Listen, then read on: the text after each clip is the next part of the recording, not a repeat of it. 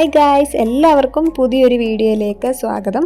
അപ്പോൾ നമ്മൾ കുറച്ചായി ഇപ്പോൾ കുക്കിംഗ് വീഡിയോസ് കാര്യങ്ങളൊക്കെ നമ്മൾ ചെയ്തിട്ട്, അപ്പം ഇന്ന് നമ്മളൊരു കുക്കിംഗ് വീഡിയോ ആയിട്ട് വന്നേക്കുകയാണ്. അപ്പോൾ സംഭവം കണ്ടപ്പോൾ തന്നെ നിങ്ങൾക്ക് മനസ്സിലായി, നമ്മുടെ വാഴക്കൂമ്പാണ് ഇരിക്കുന്നത്.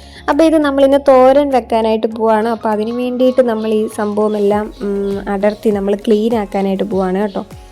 അപ്പം അതിന് വേണ്ടിയിട്ടുള്ള നമ്മൾ തയ്യാറാക്കാൻ പോവാണ്. അപ്പോൾ ഇത് നമ്മൾ അരിഞ്ഞു വെച്ചതാണ് ഈ കാണുന്നത് കേട്ടോ. തോരന് വേണ്ടിയിട്ട് നമ്മൾ അരിയുന്ന രീതിയിൽ തന്നെ നമ്മൾ അരിഞ്ഞു വെച്ചിട്ടുണ്ട്.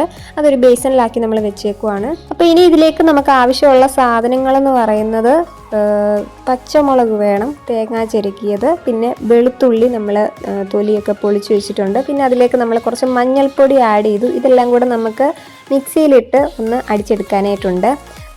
അരപ്പ് തയ്യാറാക്കാനായിട്ടുണ്ട്. അപ്പം അതിന് വേണ്ടിയിട്ടാണ് നമ്മളിത് എടുത്തേക്കുന്നത്. അപ്പോൾ അടുത്ത പരിപാടി എന്ന് പറയുന്നത്, നമ്മളിനി ഇതിന് പാൻ വെച്ച് കൊടുത്തു. അപ്പോൾ നോൺ സ്റ്റിക്ക് നമ്മൾ വെച്ചിട്ട് നമ്മളതിലേക്ക് കുറച്ച് എണ്ണ ഒഴിച്ച് കൊടുത്തു. കടുക് കൂടെ നമ്മളിട്ട് കൊടുത്തിട്ടുണ്ട്. ഇനിയും കടുകൊക്കെ പതുക്കെ ഒന്ന് പൊട്ടി വരട്ടെ. അതിനുശേഷം നമ്മളിത് നല്ല രീതിയിൽ വെള്ളമൊക്കെ കളഞ്ഞ് നമ്മൾ പിഴിഞ്ഞെടുക്കുവാണ്. പിഴിഞ്ഞ് നമ്മൾ അതിലേക്ക് പാനിലേക്ക് നമ്മൾ ഇട്ട് കൊടുക്കുവാണ്.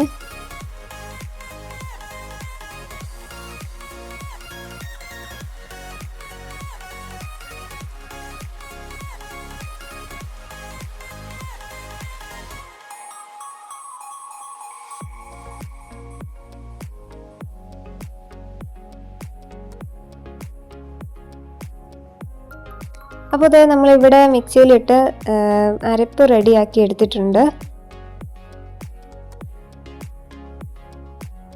അപ്പോൾ ഇതിനി നമ്മൾ ഇതിലേക്ക് ഇട്ട് കൊടുത്ത് മിക്സ് ചെയ്യാനായിട്ട് പോവാണ്.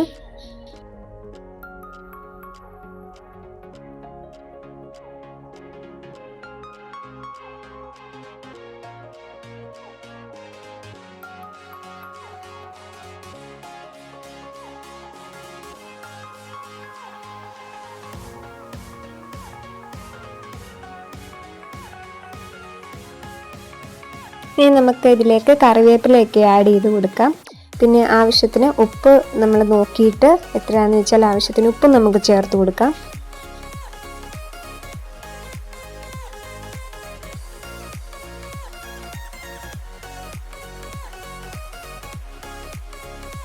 അപ്പോൾ ഇനി ഇത് നമ്മൾ അടച്ചു വെക്കാനായിട്ട് പോവാണ്.